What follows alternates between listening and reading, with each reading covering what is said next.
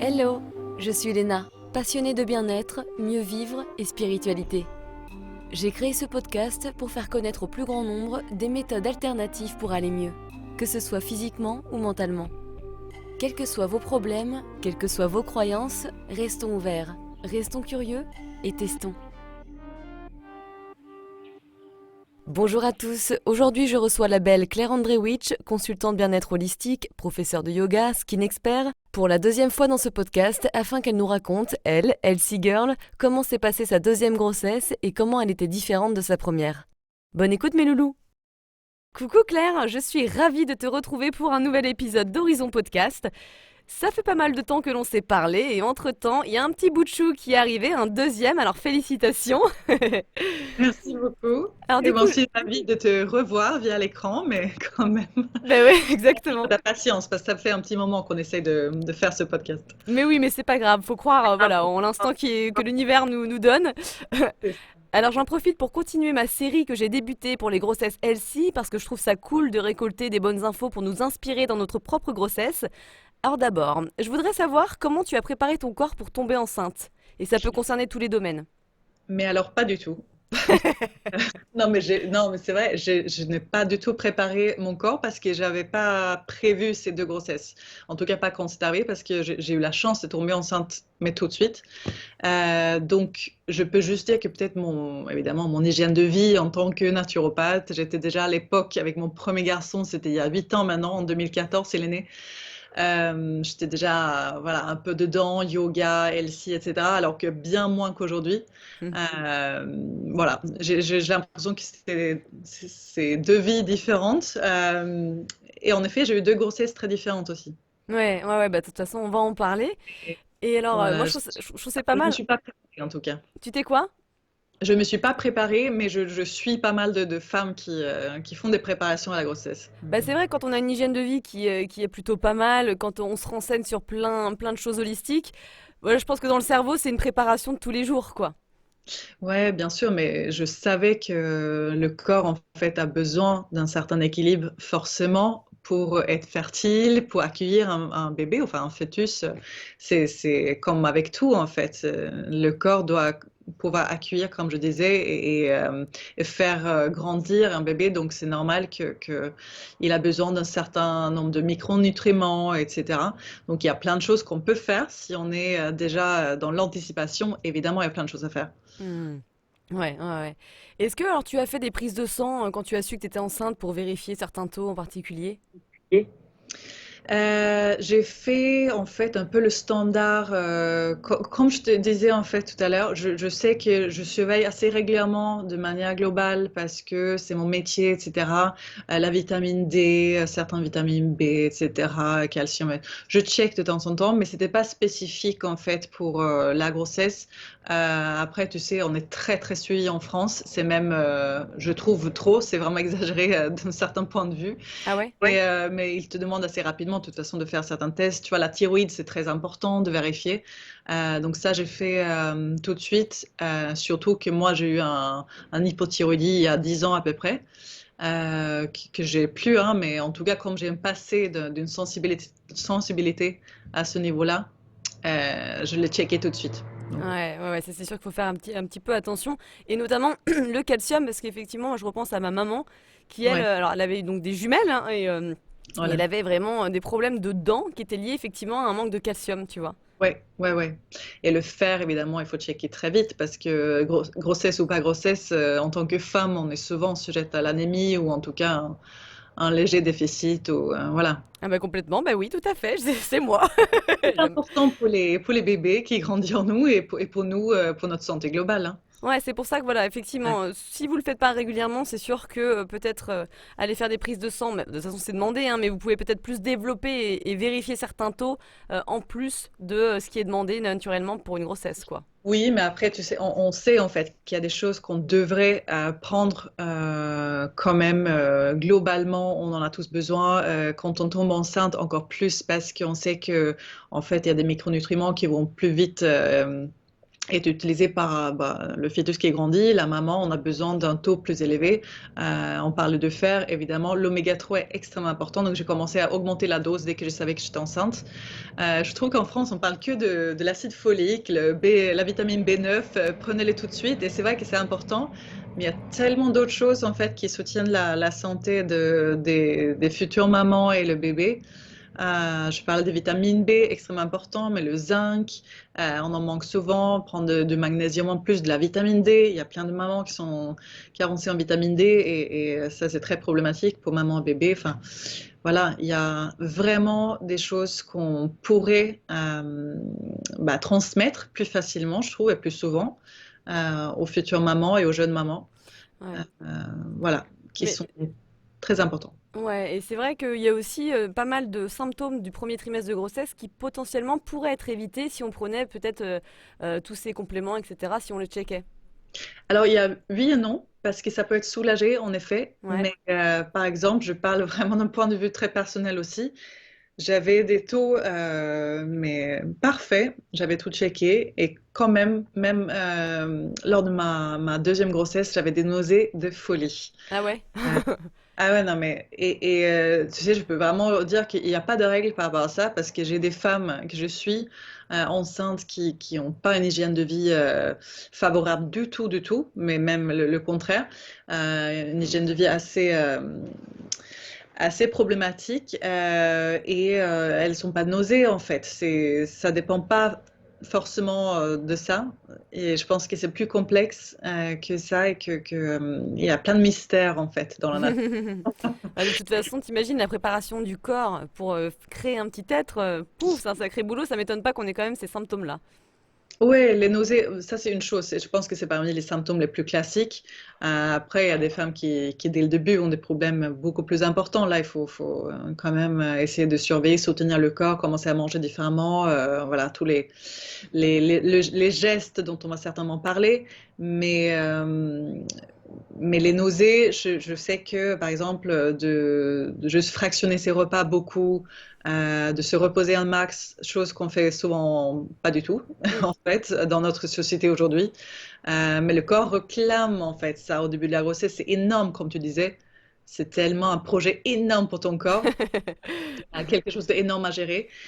Donc, de continuer à courir à gauche, à droite, comme on fait d'habitude, c'est pas compatible en fait. Le corps a besoin de se poser, se reposer, ingérer cette nouvelle information et commencer à construire en fait le bébé.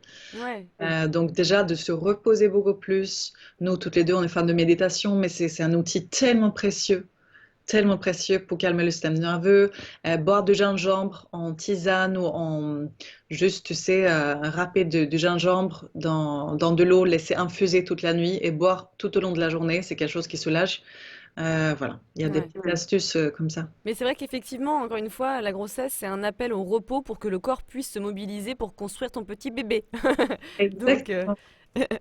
Et est-ce- repos, ça ne veut pas dire sédentarité. oui, Ça, voilà, ouais, parce que souvent on se dit, ah bah les femmes enceintes arrêtent de tout faire. c'est clair. Certaines personnes, quand elles ont intégré au repos, ça veut dire je fais plus rien. Mais c'est pas ça. C'est juste voilà, un équilibre par rapport au mouvement et surcharge de certaines activités qui nous épuisent. Complètement. Est-ce que toi, tu as arrêté de faire ou de consommer certaines choses? Par exemple, est-ce qu'il y a des aliments que tu pouvais plus consommer ou tu vois? Ah oui, il y avait des choses que je ne pouvais plus parce que d'un coup, j'avais plus envie de d'avocat. Moi, je suis une grande consommatrice, j'avoue, mais je pouvais plus le toucher. Je pouvais plus toucher à mon matcha que j'adore. Ah ouais? Je bois de matcha à peu près tous les jours et je pouvais plus le supporter. Non, mais il y avait pas mal de choses. En fait, les 2 premiers mois étaient compliqués pour moi parce que j'avais les nausées. Dès que c'était parti, c'était OK. Ouais, ah, Du c'est jour au marrant. lendemain. Mais quoique, en fait, le matcha, j'ai pas repris avant, là, il y a 3 mois, après la grossesse. Ah, c'est marrant quand même qu'un de tes aliments préférés, ça te dégoûte. Et justement, la dernière personne que Incroyable. j'interrogeais, elle adorait les légumes. Et pareil, elle mangeait très sain, mais les légumes, ça lui sortait par les trous de nez. Elle pouvait plus, quoi. Donc, du coup, elle a réduit. Puis elle s'est écoutée, c'est pas grave, le temps d'un moment, on peut faire ça. Et puis c'est tout, hein. Ouais, je pense qu'il faut. Euh, En fait, je pense que le corps est hyper intelligent, c'est sûr. Ils nous disent des choses, il y a des signaux à écouter. Par exemple, le fait, pour moi, c'était plutôt sain d'arrêter chocolat, matcha, etc. J'ai pris ça comme un bon signe, même si je comprenais plus rien parce que moi, c'est mon addiction absolue. Mais par exemple, si on n'aime plus les légumes, ça, c'est très problématique pour le corps et je pense qu'il faut trouver des astuces de les manger différemment dans ce cas-là. Tout à fait. De même mettre du brocoli ou des épinards dans un smoothie très sucré. Je veux dire, il y a tellement de choses à faire pour au moins avoir cet apport. Ou rajouter une bonne sauce comme pour les enfants quand ils aiment pas trop les haricots verts, tu sais, ce genre de choses, quoi. On revient aux techniques des enfants, de nos petits. Et non, mais parce que le corps, comme on disait au début, a besoin d'encore plus de micronutriments qu'en temps normal. Hmm. Donc, Mais c'est vrai qu'un smoothie, je pense que c'est la bonne solution. Tu mets ta branche, enfin ton je- épinard, ton kale ou je ne sais quoi, pouf, au moins c'est un goût sucré. exactement. Tu peux tout cacher dans un smoothie, franchement. Ouais. Est-ce que toi tu manges de la viande? Je me souviens plus. Alors, ça c'est drôle aussi. Pendant cette deuxième grossesse, j'ai eu envie de viande rouge pour la première fois depuis 10 ans. Avant, je mange un peu de volaille, de poisson, mais pas de viande rouge. Et pendant cette grossesse, j'ai commencé à manger un peu de viande rouge. Donc voilà. C'est Ouais, vrai. mais Je me suis écoutée. exactement, et c'est ça qui est génial, et c'est pour ça qu'on parle toujours de la connexion au corps, mais en fait, ton corps, il te donne toutes les informations dont tu as besoin, et du Ouais, coup, bah voilà, bah oui, peut-être que d'habitude tu manges pas de viande, mais que là, pour la construction de ton enfant, bah exceptionnellement, tu ressens le besoin, enfin, je trouve que c'est vraiment intéressant quand même. c'est ça. Le corps est tellement intelligent. Exactement. Exactement. Et est-ce que tu avais des fringales, et si oui, comment tu les as gérées? Oui, j'avais des fringales. On en parlait ce matin avec mon chéri parce que je mangeais tellement de figues. C'était au moment de l'été. Donc, j'ai eu de la chance. J'ai eu des fringales hyper healthy, quoi. Enfin, C'était pas les gros cookies. en fait, pas du tout. Je mangeais plus sainement qu'en dehors de la grossesse, en fait.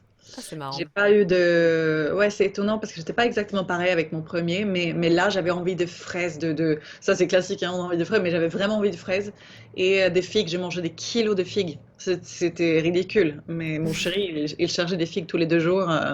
Il y en avait plus dans la boutique bio à côté. Donc voilà, non, les fringues, j'avais pas, tu vois, pas des viennoiseries, des bonbons, des cookies, des beignets, non. Et pour ta J'avais première pas. grossesse, c'était différent? C'était un peu différent, j'avais besoin d'un peu plus de sucré, mais je faisais pas mal comment ça s'appelle, les banana bread et tout ça, tu Ouais. vois, donc des choses saines hein, quand même. Je mangeais pas des madeleines industrielles et tout ça. Tu les Euh, as maison, quoi, à la limite. je mangeais des choses faites maison, mais plus sucrées que cette fois, ouais. Ouais. Ouais, je trouve ça génial que ça change en fonction d'un enfant, tu vois. Je me demande pourquoi, mais c'est assez Mais rigolo, ouais. fascinant, franchement, la grossesse, c'est fascinant. Ma mère, par exemple, elle mangeait apparemment des quantités astronomiques d'oranges pendant Mhm. toute ma grossesse et depuis, elle n'en mange pas, tu vois, et elle détestait le café alors qu'elle est grosse consommatrice de café. Il y a tellement de choses qui changent dans le corps et je trouve ça, c'est très curieux, mais c'est drôle. Euh, Ouais. Et à ton avis, quand on a justement ces envies de viennoiserie ou de trucs un peu dirty, comment on peut mieux les gérer? Ah bah, on va tout simplement traduire ces besoins en aliments plus healthy. C'est-à-dire que ce dont on a besoin souvent, c'est un peu le réconfort. Oui, du sucré, oui, du gras, mais on choisit les bonnes graisses, des bons sucres. Donc, comme on disait, en fait, c'est des choses faites maison déjà. Je pense que la pire chose pour le corps, mais très honnêtement, avant tout le reste, c'est de manger des choses trop industrielles, trop transformées industrielles. C'est vraiment comme donner au corps une mauvaise information qui va affaiblir tout le système en fait. Donc, commencez à vous intéresser aux recettes saines qui sont très faciles à faire. Il y a 2 jours, je faisais des cookies maison avec mon grand, mais en fait, c'est à tomber et c'est parti en 2 secondes. C'est aussi gourmand, c'est même plus gourmand, pour être honnête, que ce qu'on trouve. Ouais, En ouais. tout cas, moi, je le trouve aujourd'hui parce que j'ai peut-être rééduqué mon palais. Mais ça a pris 10 minutes à faire, c'est délicieux. Les banana bread, on continue à les faire. Vous pouvez faire aussi, tu sais, on fait une grande quantité, tu gardes au frigo, au congèle, pour toujours avoir quelque chose sous la main. Les smoothies, encore une fois, c'est vraiment une bonne astuce parce que tu peux faire des smoothies un peu chocolatés, très crémeux. Tu mets un peu d'avocat dedans pour créer la texture, un peu de banane, Mm. cacao. De la maca, c'est une des seules adaptogènes que tu peux utiliser pendant la Et puis grossesse. c'est tellement bon. C'est pas tellement bon, mais ça te donne du peps et plus d'énergie naturellement. sans du coup avoir besoin de boire 3 tasses de café dans la journée quand tu es fatigué, etc. Ouais. Donc voilà, il y a des astuces comme ça. Des dattes, les dattes, je trouve ça super comme snack, très riche en Et minéraux. peut-être tu mettre du peanut butter dedans pour être un petit peu plus justement dirty si tu as envie, quoi. Exactement. Au lait, le beurre d'amande, oui, quand ce que tu veux. Mais exactement, il y a des astuces comme ça. Et c'est mieux de faire ça que aller prendre, tu vois, des pains au chocolat à la boulangerie.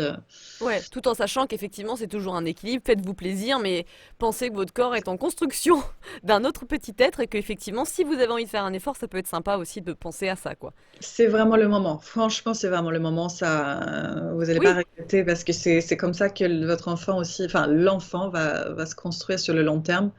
Ça commence déjà à l'intérieur de nous. Mais ouais. quand il ne faut pas culpabiliser. Si ça arrive, je veux dire, c'est encore plus contre-productif de commencer à stresser pour ça. Mais je trouve que c'est vraiment le moment de commencer à se rééduquer un petit peu par rapport aux aliments qu'on met dans notre corps et découvrir, heureusement, qu'il y a vraiment des alternatives qui sont très gourmandes et qui restent saines et bien pour le corps. Donc, on Hmm. n'est pas du tout obligé Mais tu de vois, juste... ce qui est marrant, c'est que des fois, il y a des femmes donc, qui découvrent les perturbateurs endocriniens et qui font très attention à juste titre, mais Ouais, pour autant qui ne vont pas vraiment changer leur alimentation, qui, pour elles, a de nombreuses conséquences aussi. Donc c'est bien encore une sûr. fois un équilibre, on n'est jamais parfait, mais je pense qu'il faut regarder un petit peu sur tous les plans pour être efficace. Bien sûr, et ce que je dis à mes clientes en consultation, ce qui aide, si on n'a pas cette habitude de manger sainement au quotidien, et voilà, des personnes qui viennent de loin, entre guillemets, par rapport à cette notion-là, bien s'alimenter, déjà commencer petit à petit, intégrer un geste à la fois, un geste alimentaire, peut-être plus de légumes verts tous les jours à l'assiette sans rien changer par ailleurs, boire beaucoup plus d'eau sur une semaine que ça. Et petit à petit, en fait, ça devient naturel, ça devient un réflexe. Hmm. C'est vraiment quelque chose qu'on construit sur le long terme et plus on pratique, plus ça devient facile et une évidence finalement. Ouais. Donc, et se dire que peut-être le week-end, oui, je me lâche un peu plus. La semaine, je fais attention. Et ça permet aussi de rester bah, sur cette bonne voie sans frustration. Exactement. Ouais, parce qu'on sait que la frustration, ça ne gagne jamais. Non, Alors non. donc du coup, je sais que toi, tu es grande amatrice de matcha, tu l'as dit, mais ça te dégoûtait en tout cas tout au long de ta grossesse. Est-ce que sinon, tu penses qu'on peut en prendre ou pas pendant la grossesse du matcha ou du thé, etc.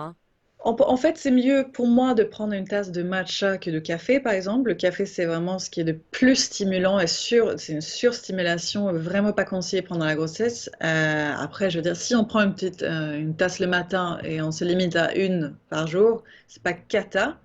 Mais encore une fois, c'est le moment où je conseillerais de faire plus attention avec tous ces excitants, parce que c'est des excitants forts qui épuisent le système.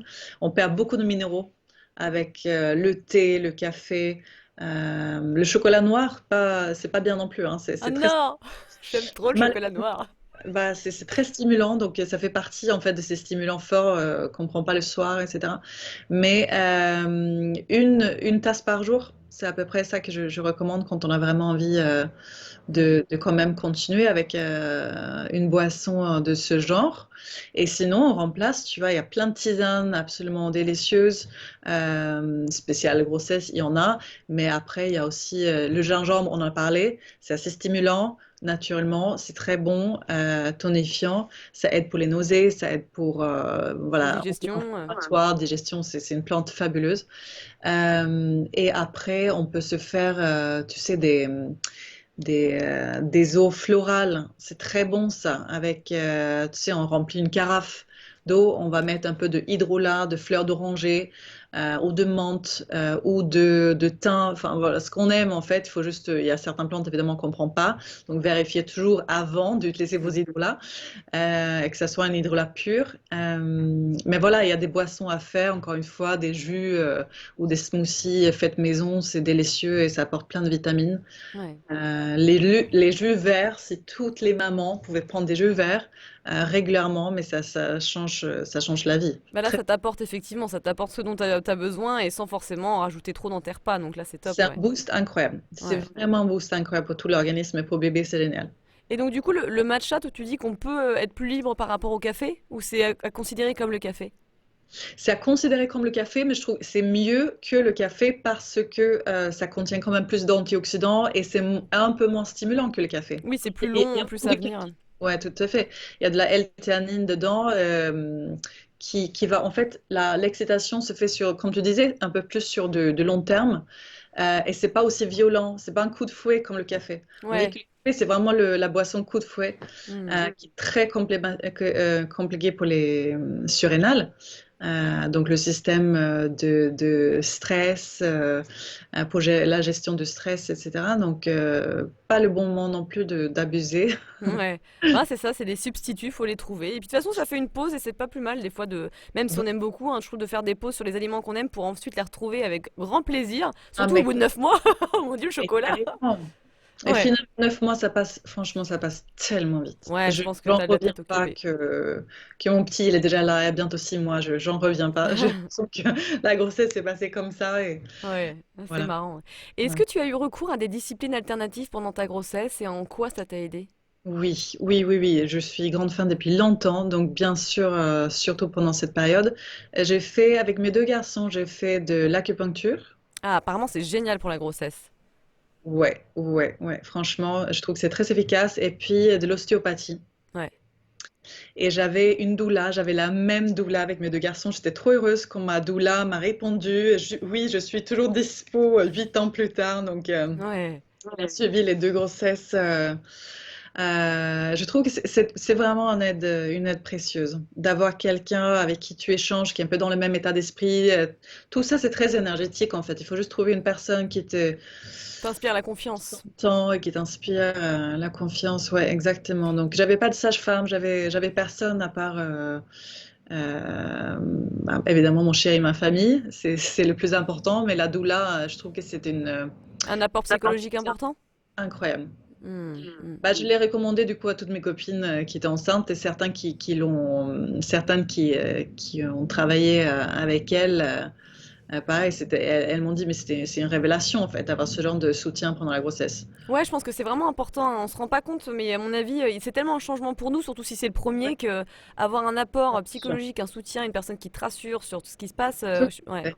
Tout à fait. Tu peux parler de tout avec cette personne, Hmm. de tout, tout, tout, que ce soit physique, psychique. Ma doula, elle fait des massages pré et post-natal. Donc, Ça aussi, les massages, c'est bien, ouais, pour le coup. mais franchement, ça aussi, quand on parle de techniques alternatives ou des thérapeutes, le massage, je trouve que c'est parmi les choses plus importantes, les plus thérapeutiques pour le corps, le mental. Donc, ça, je recommande Hmm. Ouais. chaleureusement. Ouais. Et l'acupuncture, ça, ce qui est intéressant, c'est notamment quand le bébé il est pas dans une bonne position. Et donc j'ai pas Oui, mal de personnes qui ont fait de l'acupuncture pour que le bébé se remette dans la bonne position. Et c'est incroyable, hein, le pouvoir que ça. Enfin moi, je suis 100% acupuncture parce que je sens l'énergie, je sens que ça bouge quand je me fais des séances d'acupuncture. Et ouais. c'est ouais, je pense que c'est vraiment à tester. Bien sûr, il faut trouver toujours la bonne personne. Mais non, c'est fabuleux. Exactement, exactement. Ne pas hésiter en fait de expérimenter et puis même si on a fait une première séance et on trouve que peut-être ça correspondait pas, chercher une autre ou un autre thérapeute parce que parfois c'est que l'histoire de feeling Mais entre totalement. personnes, voilà. Tellement de gens qui vont se dire ah non j'aime pas du tout, je trouve que ça sert à rien. Mais normal, t'es tombé sur une mauvaise personne, donc ou pas une personne où il y avait pas de feeling, tu vois. Exactement. Ouais. Donc faut pas baisser les bras au bout d'une séance qui a pas fonctionné. Exactement. Pour soutenir Horizon Podcast et vous permettre de continuer à l'écouter sans publicité, n'hésitez pas à réaliser un don libre sur tipeee.fr, T-I-P-E-E-E, donc 3 E, en y tapant Horizon Podcast ou en cliquant sur le lien de mon profil Instagram. Merci et gros poutou. Est-ce qu'il y a justement des activités ou des routines que tu as arrêtées pendant ta grossesse? Oui, j'ai arrêté de courir quand même. Ouais. Et c'est pas parce que c'est interdit, parce que c'est absolument pas interdit. Ça dépend tout simplement de l'individu. Si tu cours depuis 10 ans et tu tombes enceinte, je recommande même de continuer un petit peu. Si ton corps le permet, si tu le sens, si tu as envie, parce qu'en fait, tout dépend de notre point de départ. Comment est notre corps, nos habitudes, etc. Moi, j'avais l'habitude de courir euh, à peu près 1 à 2 fois par semaine, en plus de mon yoga et tout ça. J'adore courir, mais dès que je tombais enceinte, j'arrivais plus. C'était comme si il y avait un frein en fait. Je me sentais pas bien. J'avais Ouais. une pesanteur. Donc j'ai juste écouté. J'ai continué à faire du yoga, du renforcement. mais sans voilà, les sauts et sans les sports du coup à impact un peu plus dur. Mais c'est ça justement, comment tu as adapté le sport avec ta grossesse? C'est vrai que j'y connais rien, je sais pas du tout ce qu'il faut adapter. Je sais qu'on peut courir. Par exemple ma voisine qui a continué à courir 10 km jusqu'à la fin, Ouais, ouais. mais ou même des nanas qui font des marathons, tu sais, bon c'est un peu extrême, mais chacun son truc, je ne juge pas. Chacun son truc, ouais. Mais voilà, comment tu adaptes le sport? Est-ce qu'il y a des choses qu'il faut pas faire? Alors, la première chose à retenir, c'est vraiment l'écoute de son corps. Et je sais que c'est aussi la chose la plus difficile pour beaucoup de personnes, mais c'est la clé. En fait, c'est si tu n'as pas l'écoute de ton corps, c'est difficile de faire quoi que ce soit, j'ai envie de dire, parce que en fait, c'est ça qui va te guider à Hmm. chaque instant de ta vie, et notamment, évidemment, la grossesse, c'est là où tu dois être à l'écoute, parce que ton corps va te parler en permanence. Est-ce que c'est juste pour moi aujourd'hui ou pas? Peut-être que là, deuxième mois de ma grossesse, la course à pied, c'est bien, je me sens bien, il n'y a pas de gêne, etc. 3 semaines plus tard, peut-être mon corps va vraiment avoir des agréments et il va t'envoyer des signaux Hmm. d'inconfort, en fait. Il Oui, des faut sensations. des sensations d'inconfort. Si tu as une sensation d'inconfort, peu importe ce que tu fais pendant la grossesse, c'est non. Si tu as un doute, c'est non. Pour moi, c'est ça en fait. C'est aussi simple. Dès qu'on a un doute, il vaut mieux voilà, ralentir ou arrêter, etc. et essayer autre chose. Mais en fait, il faut être dans la douceur. Après, il faut pas, surtout pas arrêter de bouger. C'est très important pendant la grossesse de continuer à stimuler la circulation, Ouais. euh, Puis pour pas booster. aussi perdre tous tes muscles quelque part, enfin tu vas pas tout perdre d'un coup, mais ce que je veux dire, si tu fais beaucoup de sport et que tu t'arrêtes, c'est un petit peu dommage parce que tu vas avoir, je pense, plus de mal à retourner à ton niveau d'avant, quoi.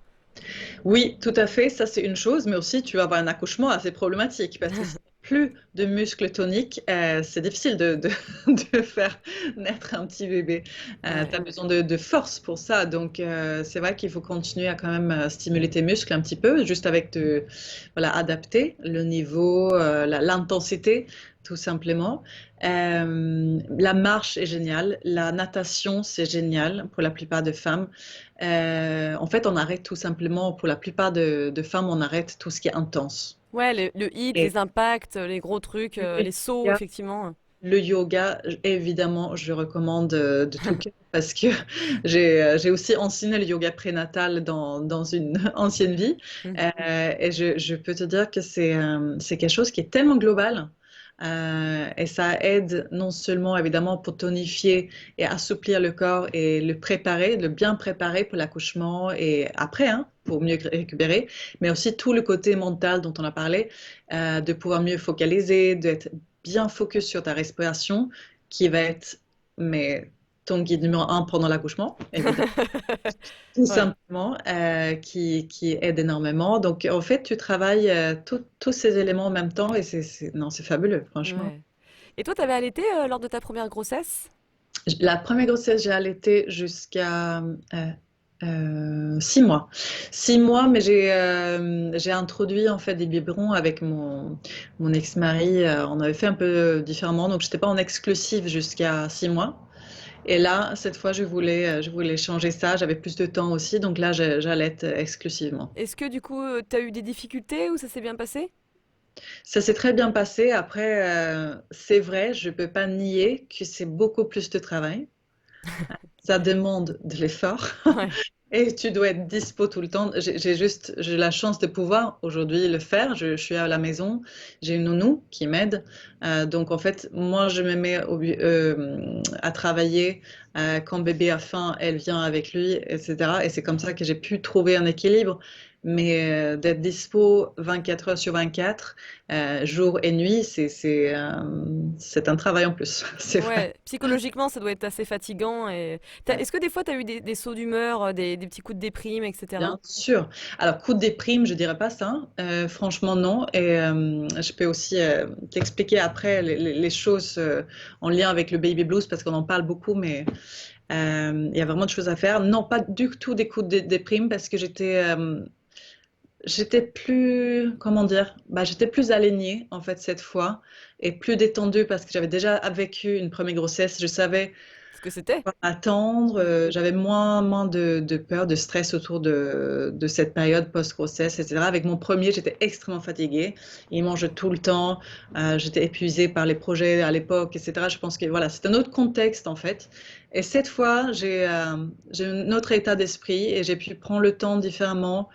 J'étais plus motivée aussi d'être, tu vois, vraiment dans l'allaitement, aller jusqu'au bout. Donc là, j'ai décidé d'allaiter jusqu'à ces 12 mois. Ouais. Si ça se passe bien, on ne sait jamais, mais pour l'instant, il va avoir 6 mois et tout se passe bien. Il mange beaucoup, on verra. Mais tu vois, je pense qu'il faut être motivé, il faut savoir pourquoi on le fait.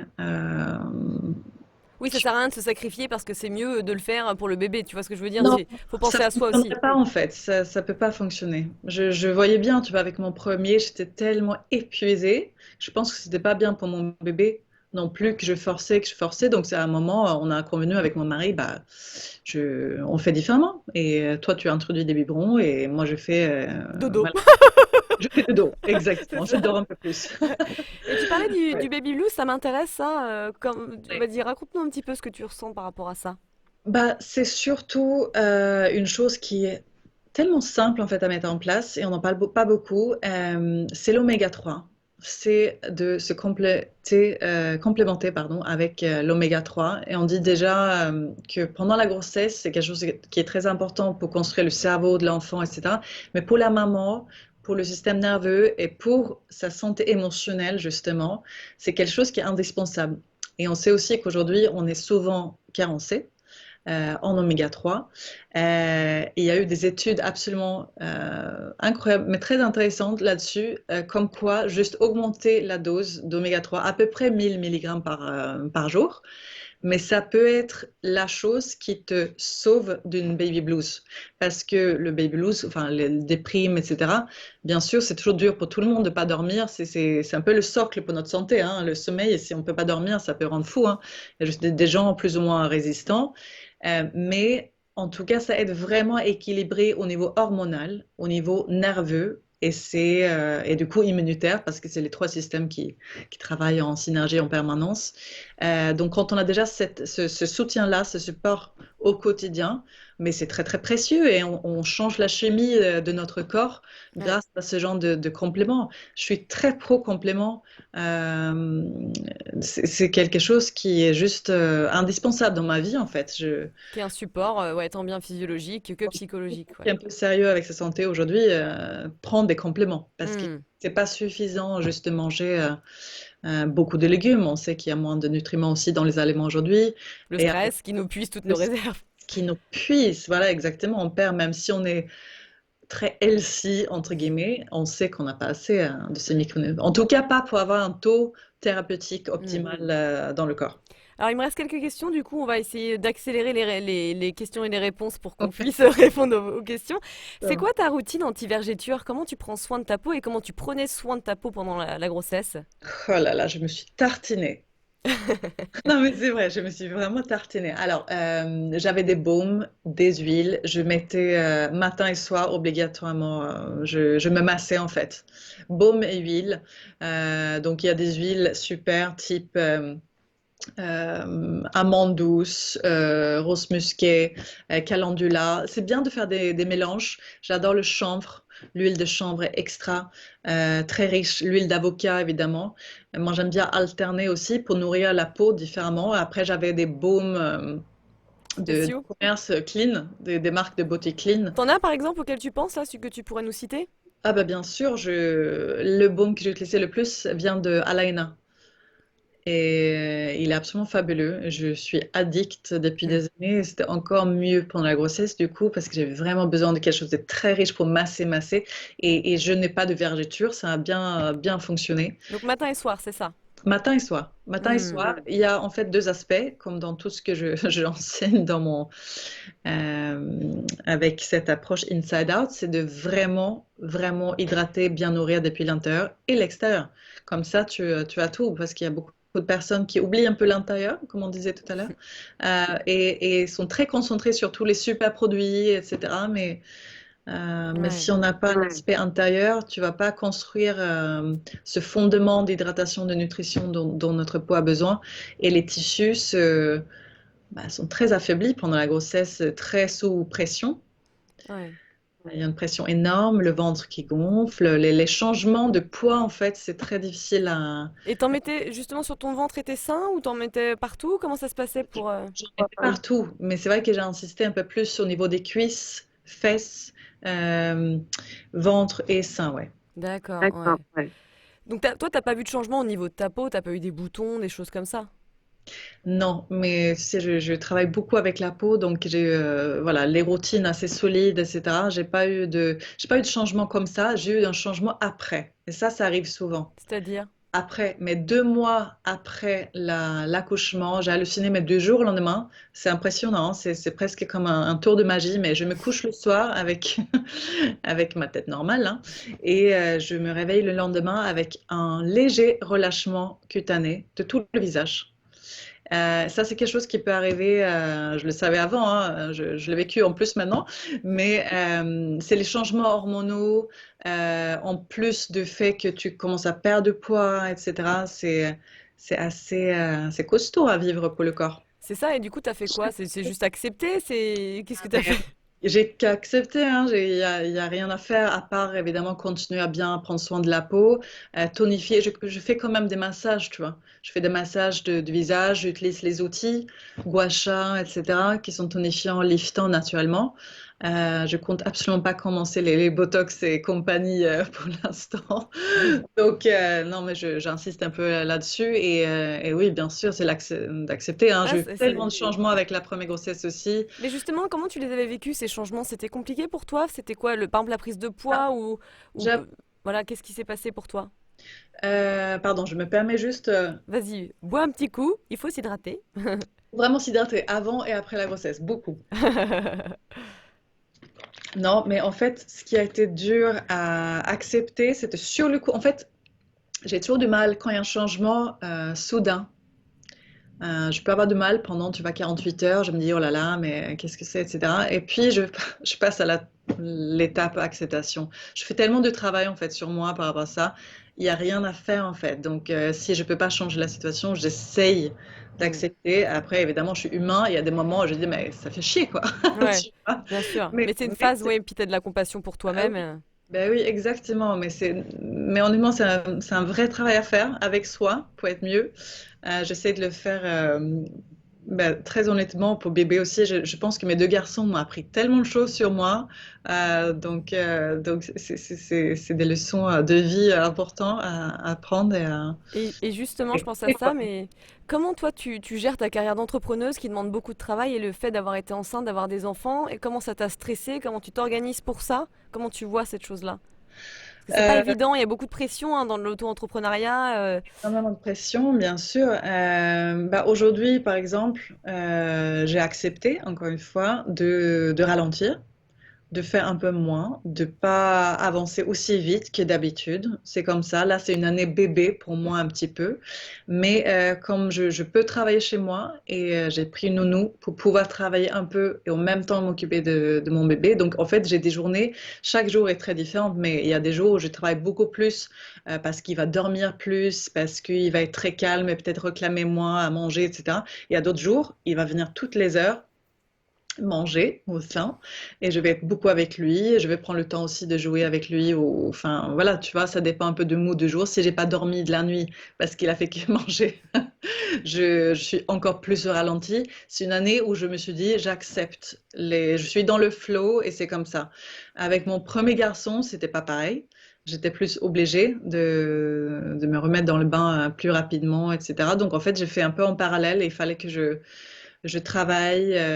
J'avais mon garçon avec moi quand même jusqu'à 9 mois. Hmm, Mais je commençais mes activités ça devait être stressant.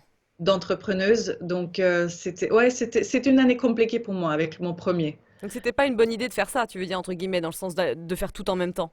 Non, pas du tout. Je regrette pas parce que c'est ça, grâce à ça, j'ai appris tout ce que, voilà, qui me permet de faire différemment aujourd'hui. Mais si j'avais su, j'aurais fait différemment. J'aurais essayé de me reposer quand il dort, chose que j'ai pas faite. Tu vois, le truc classique en fait. Alors que cette fois, les mois après la naissance de mon deuxième, vraiment, il y a des après-midi où je restais juste allongée sur le canapé avec lui, il dormait sur moi et tu vois, je me suis permis de faire ça parce que je voulais être bien. Je voulais être, je voulais surtout pas revivre en fait cette première Cette pression, en fait, hein, cette pression, ce grossesse. stress.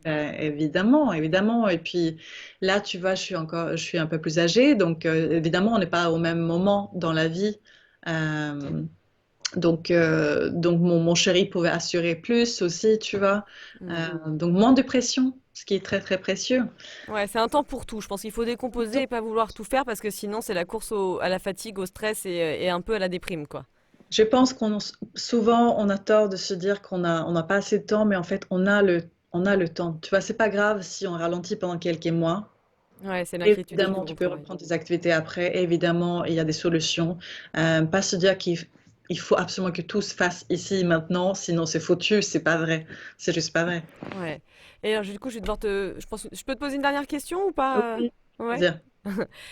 Selon toi, c'est quoi qui a été le plus dur dans tes grossesses et le plus facile dans tes grossesses? Peut-être que d'ailleurs, c'était pas les mêmes choses entre la première et la deuxième. Le plus dur, le plus facile. En fait, je peux dire plein de choses là-dessus parce que c'était deux grossesses totalement différentes, en fait. Ma première grossesse, j'ai su que j'étais enceinte alors que j'étais en soirée, je faisais la fête, etc. Et je fumais, j'avoue, je fumais à l'époque un petit peu. Donc j'étais en soirée, je fumais et je me sentais, tu vois, je sentais les seins gonflés, je savais qu'il y avait un truc.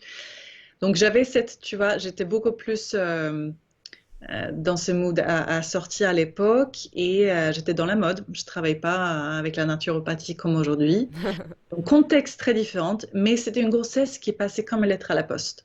Je sentais rien, j'étais au top, j'étais franchement, mais voilà, c'est Peut-être parce que tu n'étais pas consciente, énorme. notamment parce que tu n'avais pas les connaissances que tu as maintenant. Des fois, connaître, c'est aussi stresser, hein. C'est un travail dessus Ouais, parce et que bien sûr, tu as raison, mais je pense que voilà, j'étais beaucoup plus jeune, tu vois, je suis tombée enceinte innocente. à 28, euh, mais j'étais, tu vois, j'étais moins sportive qu'aujourd'hui. Aujourd'hui, je fais beaucoup plus de sport qu'à l'époque, et je me sens, et je pense que c'est ça qui est le plus important, je me sens beaucoup mieux dans ma vie aujourd'hui qu'à l'époque. Ouais. Mais c'était une grossesse qui passait comme une lettre à la poste, chaque écho, les médecins disaient, mais c'est le bébé parfait, rien à dire. Tu vois, j'avais vraiment rien à faire. L'accouchement se passait bien, c'était très rapide, pas de péridurale. C'était, Ah oui, t'as même pas demandé, t'as j'ai pas même pas souffert. demandé, ça a pris 5 heures de début jusqu'à la fin, le travail, l'accouchement. Donc franchement, j'ai rien à dire sur ce premier, la grossesse. Et le deuxième, c'était très différent parce que du coup,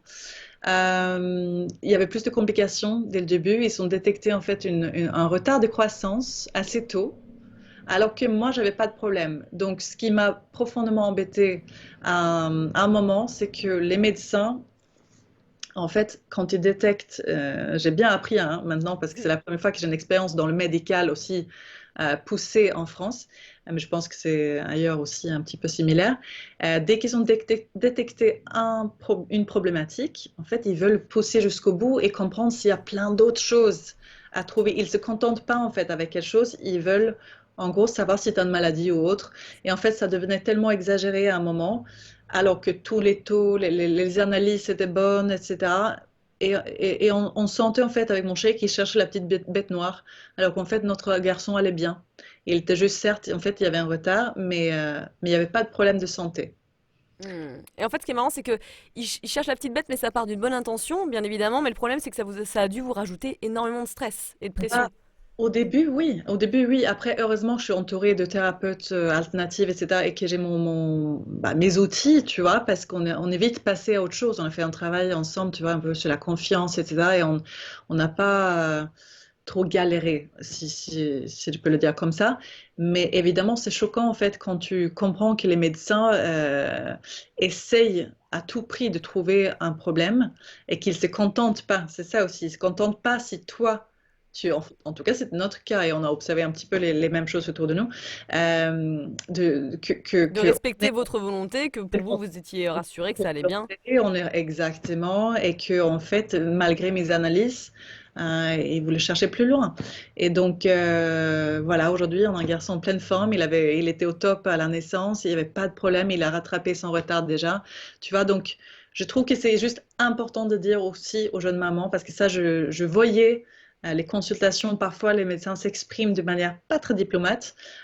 C'est quelque chose à vraiment considérer pour une maman, surtout pour une première grossesse. Moi, c'était ma deuxième, donc j'avais plus de recul aussi, mais vraiment, il faut savoir comment parler aux futures mamans. Il faut avoir énormément de bienveillance. Je pense que c'est la période la plus importante dans une vie de femme.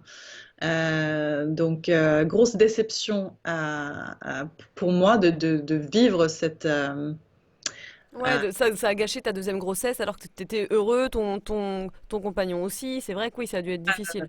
en fait, c'était assez tôt. Donc, ce qu'on a fait, tout simplement, on s'est dit, nous, on ne peut pas ça. C'est pas un accompagnement, ce suivi-là. Donc, on a choisi d'être suivi différemment. Et puis, tu vois, tout allait bien. Ouais, ouais, ouais, c'est clair. Ouais, non, j'imagine que ça a pas dû. Il faut le savoir en fait. Je pense que toutes les filles qui écoutent le podcast, franchement, il faut savoir qu'il y a d'autres chemins, d'autres soutiens, type de les doulas aussi qui sont là pour vous soutenir, évidemment, Mm. des thérapeutes de tout type, et que c'est pas que le corps médical classique allopathique qui a son mot à dire. Ouais, ouais, ouais, je suis assez d'accord. S'écouter encore une fois.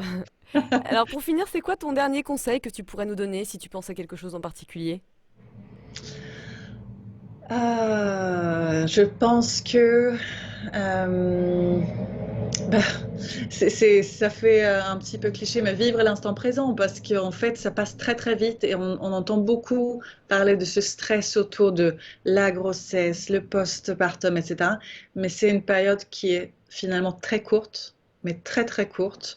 Essayez de le vivre pleinement, prendre soin de vous un maximum, de juste être avec le bébé, voilà, prendre contact avec le bébé, communiquer. Ça va vous permettre aussi de vous ancrer un peu dans la situation et ça aide pour l'accouchement et le postpartum pour mieux vivre ça aussi, d'être en contact, pleinement en contact avec vous-même et bébé. Et c'est vrai que c'est assez marrant parce que ça paraît, on anticipe beaucoup le stress, le manque de sommeil, les peurs, les contraintes, etc. Mais ça peut, comme tu dis, ça, apparemment ça défile, ça passe très très vite.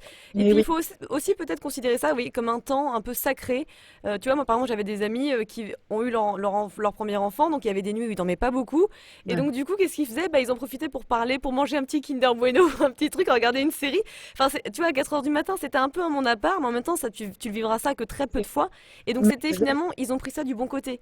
Et je pense que c'est bien mieux parce que bah voilà, ça t'apaise clairement quoi. je trouve ça très intelligent. J'adore entendre ce genre d'histoire parce que moi, j'essaie de me rappeler aussi. Hein, c'est un entraînement pour moi tous les jours. Évidemment, tu vois, là, on n'a pas dormi depuis 3 nuits quasiment. On fait des micro-siestes toute Bah la ouais. nuit là parce qu'il a décidé il y a une pique de croissance et donc il va manger tout le temps. Mais si je suis fatiguée, j'essaie de me dire ça. Je fais un bon matcha, je me pose, je respire. Bébé, là, il est en pleine forme, alors qu'il y avait quelqu'un il y a 6 mois qui disait qu'il potentiellement il y avait des maladies ou quoi que ce soit. Tu vois, c'est précieux. On est là ensemble, tout va bien, tu vois. Ouais. Il faut Ouais, ouais. vraiment se faire des piqûres de rappel en permanence pour se rappeler qu'on est chanceux et C'est ça. Mets euh, ça sur ton petit frigo là où je ne sais quoi si t'as pas si t'y repenses tellement, pas. mais tellement, il faut le faire. Bah oui, mais par rapport à tout dans la vie, pas uniquement grossesse, etc. Mais Ouais. on a tendance un peu trop se plaindre parfois. Oui, bah ça c'est sûr, hein, on aime bien se victimiser. Merci beaucoup Claire. Bah merci Léna, merci beaucoup.